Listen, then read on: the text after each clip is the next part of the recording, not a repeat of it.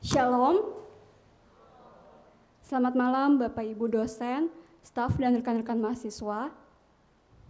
Bersyukur kepada Tuhan pada hari ini kita diberikan kesempatan untuk kembali lagi mendengarkan firman Tuhan. Karena saya yakin dan percaya kita pasti selalu perlu firman Tuhan yang akan mengingatkan kita bagaimana kita hidup selama kita masih bernafas di dunia ini. Boleh tampilkan slide-nya?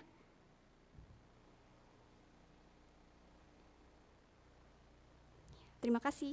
Ya, Bapak Ibu, selama kita hidup pasti kita akan selalu diperhadapkan dengan kekontrasan. Kekontrasan itu perihal perbedaan yang nyata apabila diperbandingkan. Misalnya tentang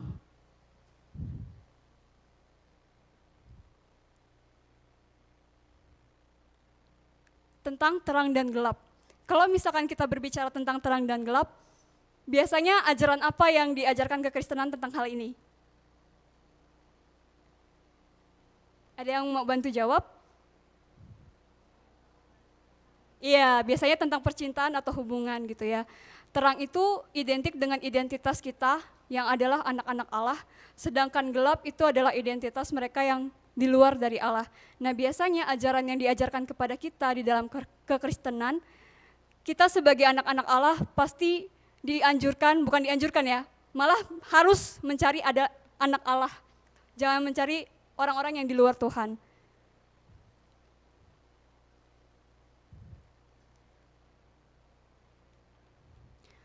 Terus tentang apa yang asli dan apa yang palsu. Biasanya kalau tentang hal ini itu kita temukan di mana teman-teman?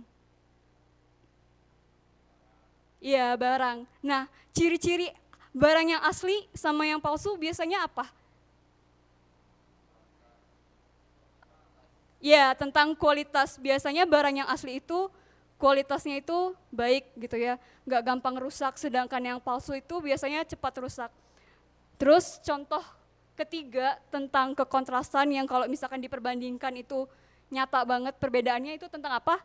Benar dan salah. Nah, biasanya ini dalam hidup kita selalu dipadapkan dengan pilihan ini. Apakah kita mau melakukan hal yang benar atau hal yang salah? Nah, biasanya yang menjadi perbandingkan itu dasarnya apa? Firman Tuhan atau kehendak Allah. Nah, itu yang selalu diperhadapkan contoh-contoh kekontrasan yang biasanya kita temui selama kita hidup. Nah, Bapak Ibu, di dalam firman Tuhan yang akan saya bahas pada hari ini itu kita bakalan melihat banyak sekali kekontrasan. Dan judul tema pada hari ini adalah Love Right. Cara mengasihi dengan benar. Memang ada cara mengasihi yang salah. Terus apa yang menjadi alasan kita harus mengasihi dengan benar? Sebelum lebih jauh kita mendengarkan kebenaran firman Tuhan, mari kita bersatu dalam doa. Bapa dalam surga, hari ini Tuhan kami mau mendengarkan kebenaran firman-Mu. Tolong hamba-Mu yang akan menyampaikan firman Tuhan dan Bapak Ibu yang akan mendengarkan firman Tuhan. Kami memerlukan Roh Kudus-Mu yang menguasai hati dan pikiran kami. Dan biarlah hamba-Mu yang akan menyampaikan dan juga Bapak Ibu yang mendengarkan boleh belajar kebenaran firman Tuhan, kami boleh mengerti dan terlebih lagi kami boleh melakukannya dalam kehidupan sehari-hari kami. Kami berdoa menyerahkan waktu ke depannya ke dalam Tuhan-Mu. Dan biarlah Engkau Tuhan Yesus yang berkuasa atas ibadah ini dan kebenaran firman Tuhan yang akan disampaikan. Di dalam nama Tuhan Yesus kami berdoa dan mengucap syukur, haleluya, amin. Mari Bapak Ibu kita buka di dalam 1 Yohanes 3.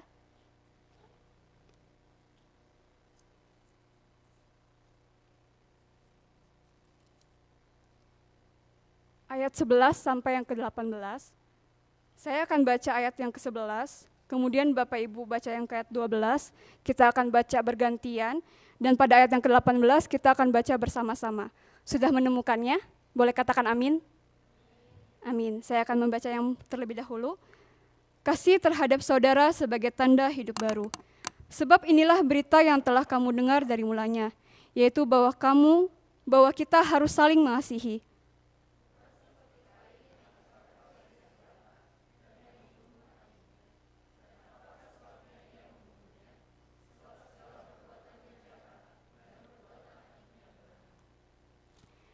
Janganlah kamu heran, saudara-saudara, apabila dunia membenci kamu.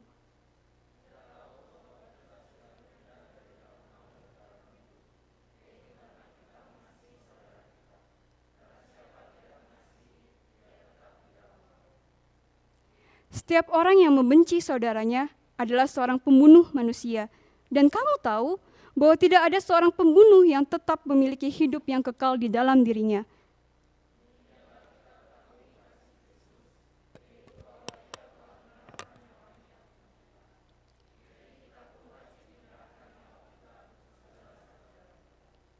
Barang siapa mempunyai harta duniawi dan melihat saudaranya menderita kekurangan tetapi menutup pintu hatinya terhadap saudaranya itu, bagaimanakah kasih Allah dapat tetap di dalam dirinya?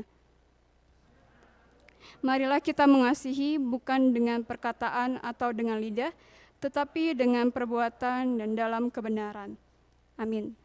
Nah, Bapak Ibu, sebelum saya membahas perikop ini lebih dalam, izinkan saya membahas perikop sebelumnya tentang anak-anak Allah.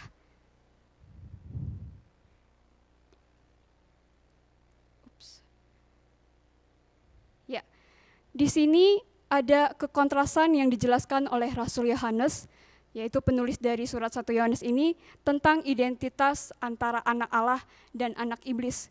Gitu ya. Kenapa hal ini ditulis? Karena pada saat itu kondisinya ada persekutuan orang-orang percaya. Surat ini ditunjukkan kepada orang-orang yang percaya. Namun di dalam persekutuan itu ada yang meninggalkan Tuhan Yesus.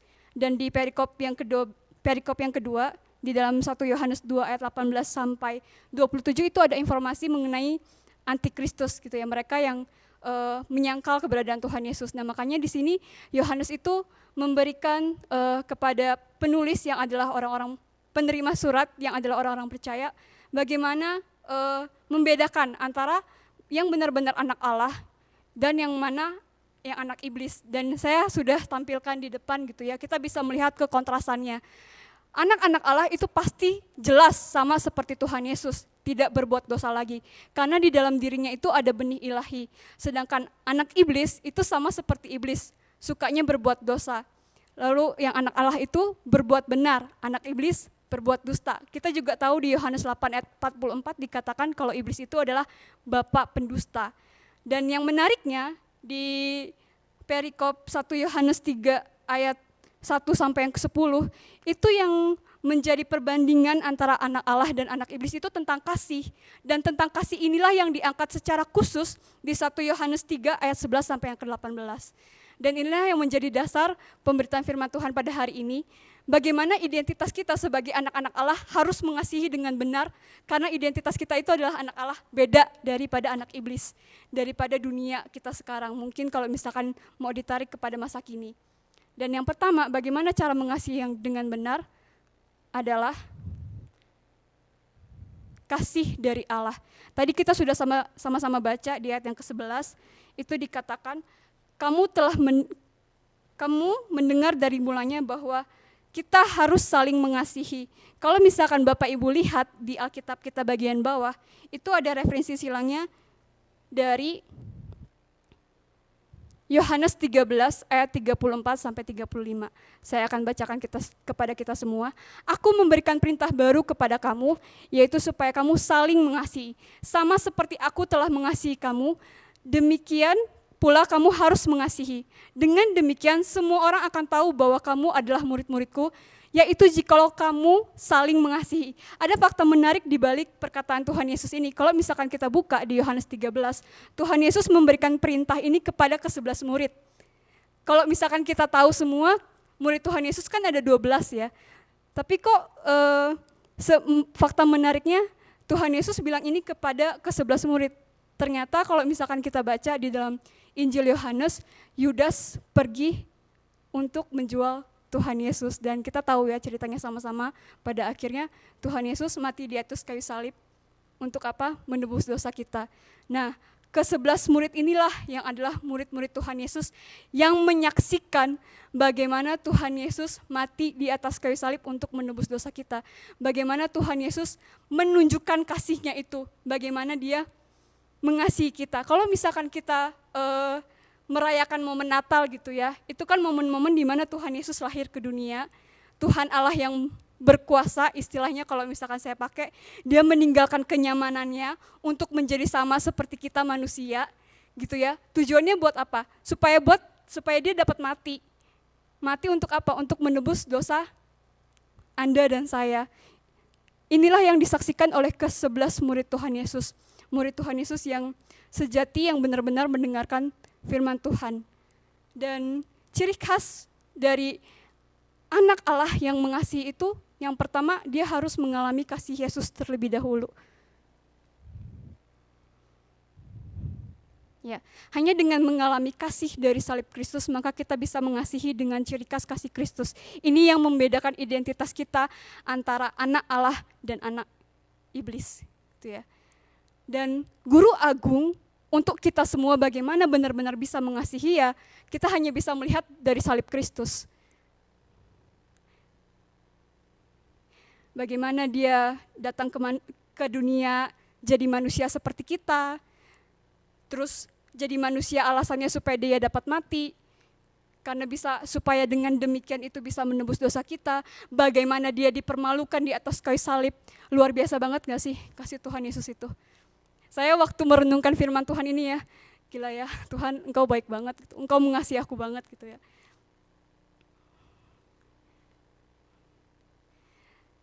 Kalau misalkan kita selidiki lagi gitu ya, kita ngaca ke dalam diri kita, Tuhan kayaknya tuh gak ada alasan deh buat kamu, buat Engkau Tuhan mengasihi aku, tapi Engkau tetap mengasihi aku manusia yang berdosa ini.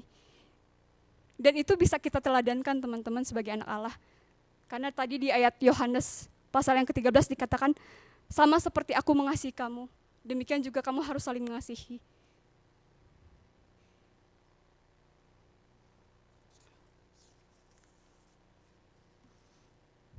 Dan kalau kita baca di ayat selanjutnya, di ayat yang ke-12, menariknya Rasul Yohanes menggunakan contoh Kain dan Habel. Kalau misalkan kita rajin pergi ke sekolah minggu, pasti cerita ini cukup familiar di telinga kita gitu ya. Bagaimana Habel hidup mengasihi Tuhan. Mengapa saya katakan demikian? Karena dia memberikan persembahan yang terbaik kepada Allah. Sedangkan Kain tidak ada informasi dijelaskan di sana bahwa dia memberikan persembahan yang terbaik kepada Allah. Dan makanya dari hal ini dia membenci kepada adiknya sendiri, dan rasa benci itu membuahkan kriminalitas, membunuh. Ini juga menjadi tanda bagi kita. Kain itu berbuat jahat, sedangkan Habel berbuat benar. Kain dari si jahat, anak iblis, sedangkan Habel adalah anak Allah. Dia melakukan hal yang benar. Dan di ayat yang ke-13, Rasul Yohanes bilang kepada orang-orang percaya yang menerima surat 1 Yohanes ini, jangan kamu heran kalau misalkan kita yang adalah identitas anak Allah saling mengasihi dan dunia membenci kita. Jangan heran. Karena ajaran dunia berbeda dengan ajaran kita yang adalah anak-anak Allah yang mengenal Allah.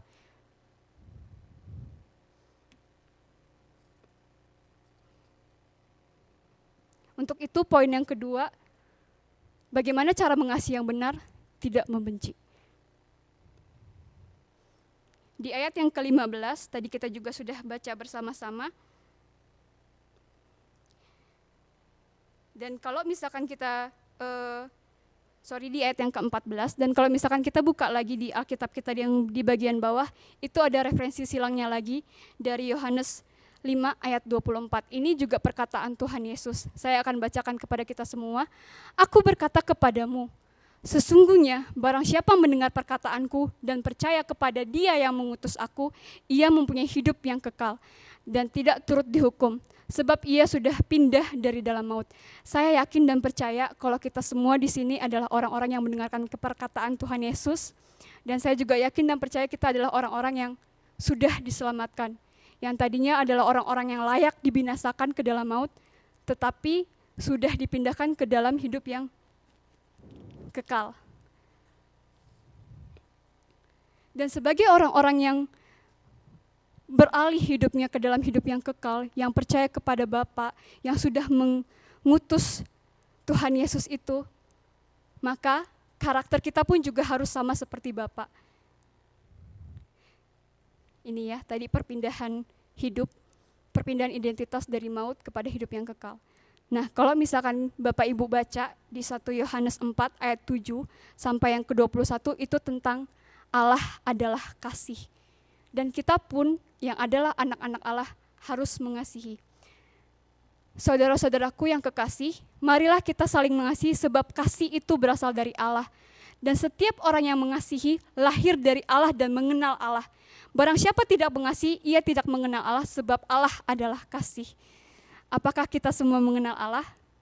Amin ya. Dan apakah kasih itu ada di dalam diri kita? Mari koreksi diri pribadi lepas pribadi ya teman-teman. Dan ini adalah yang tadi sudah saya jelaskan gitu ya. Di dalam hidup kekal itu tidak ada pembenci. Pembenci itu hanya ada di dalam maut. Dan kalau misalkan kita baca di ayat yang ke-15, saya sedikit merinding sih bacanya Bapak Ibu. Karena dikatakan bahwa pembenci itu disamakan dengan pembunuh. Pembunuh manusia. Dan pembunuh manusia itu tempatnya nggak ada di hidup kekal, tapi di maut.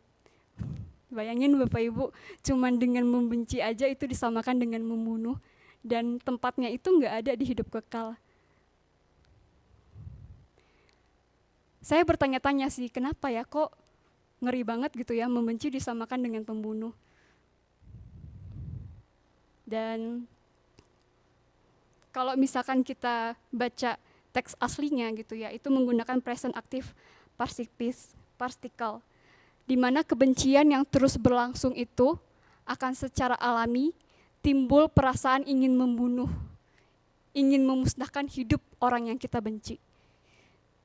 Kalau misalkan Bapak Ibu tahu K-popers atau ngikutin dunia per K-popan gitu ya, pasti yang namanya haters ninggalin kolom kebencian di Instagram itu sampai bisa membunuh artis Korea loh. Cuman mengetik komentar ujaran kebencian itu bisa membunuh. Berapa banyak kasus artis Korea yang mati bunuh diri gara-gara haters, gara-gara pembenci.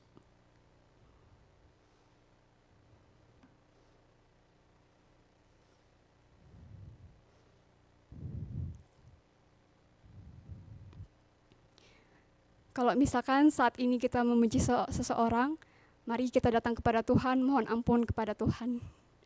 Yang ketiga, bagaimana mengasihi dengan benar, yaitu mengasihi dengan tindakan.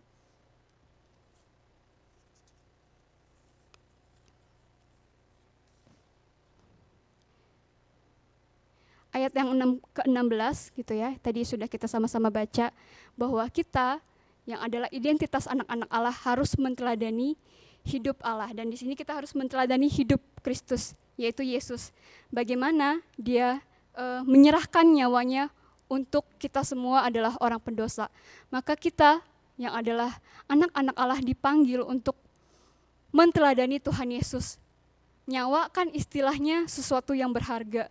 Maka kita pun dalam mengasihi harus sampai memberikan sesuatu yang berharga, yang memberikan pengorbanan yang besar. Karena Tuhan Yesus kan memberikan nyawanya. Dan sekalipun itu memang harus diperlukan, ya lakukanlah gitu. Karena memang ini perintah Tuhan gitu ya. Bagaimana kita menteladani Tuhan Yesus yang sudah mengorbankan nyawanya, yang memberikan nyawanya itu, pengorbanan besar yang sudah Tuhan Yesus teladankan. Dan di sana di ayat yang ke-16 itu ada kata wajib. Berarti tidak ada pilihan untuk tidak melakukannya. Sebenarnya hal ini juga bisa kita lihat ke para misionaris gitu ya Bapak Ibu. Bagaimana dia sudah mengalami kasih Kristus, kemudian menyerahkan hidupnya untuk melayani di pendalaman kepada orang-orang yang belum percaya, bahkan rela menyerahkan nyawanya, yang penting Injil itu diberitakan. Banyak orang yang diselamatkan. Lalu yang kedua dengan harta. Saya pernah ikut seminar tentang doktrin Allah. Kemudian ada pertanyaan seperti ini. Jika Allah ada, kenapa masih ada kemiskinan, kelaparan, kesulitan ekonomi, dan lain-lain? Kira-kira bisa jawab nggak? Mahasiswa seminari, mahasiswa STT, kalau misalkan ada jemaat yang nanya demikian.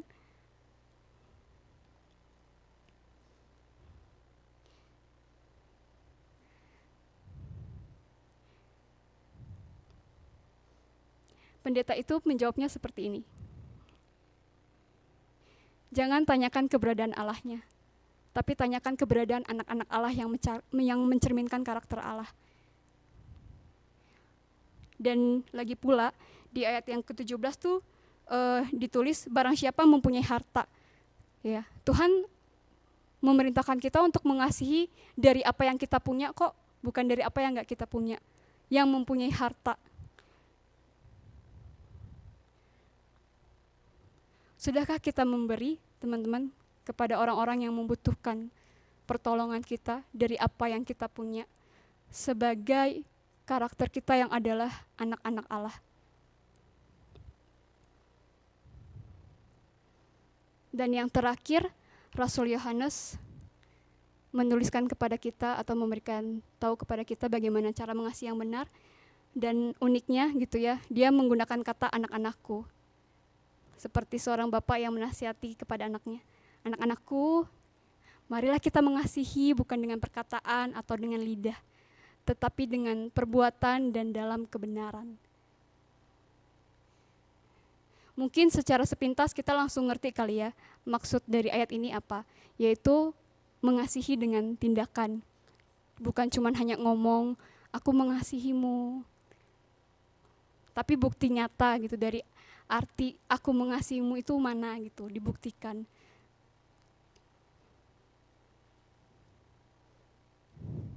Saya mencoba mencari gitu ya, lawan kata dari kebenaran itu apa, dan saya menemukan ada 3.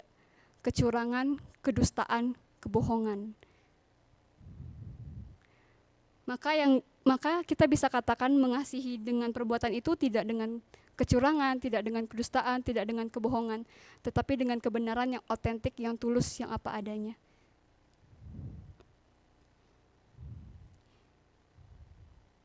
Ini adalah 3 hal yang bisa saya bagikan untuk kita semua sebagai identitas anak-anak Allah. Bagaimana kita mengasihi dengan benar, yaitu yang pertama pasti mengalami kasih Allah dulu, kemudian tidak membenci dan mengasihi dengan kebenaran. Yang terakhir yang mau saya bagikan untuk kita semua, kiranya ini bisa diingat. Kita bisa mengasihi dengan benar ketika kita mengenal Allah. Dan itu akan terlihat dari cara hidup kita. Amin. Demikian kebenaran firman Tuhan, mari kita berdoa.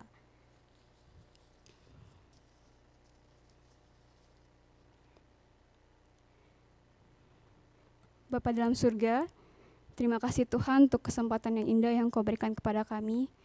Kami sangat bersyukur, berterima kasih kembali diingatkan oleh firman Tuhan. Dan hamba-Mu sudah selesai menyampaikan kebenaran firman Tuhan. Sekarang hamba-Mu menyerahkan kepada Roh Kudus yang bekerja di dalam setiap Bapak Ibu yang mendengarkan firman Tuhan. Dan biarlah Tuhan Engkau yang menolong dan memampukan kami semua untuk melakukan firman Tuhan yang sudah kami dengar hari ini. Terima kasih Tuhan Yesus, kami berdoa dan mengucap syukur. Haleluya. Amin.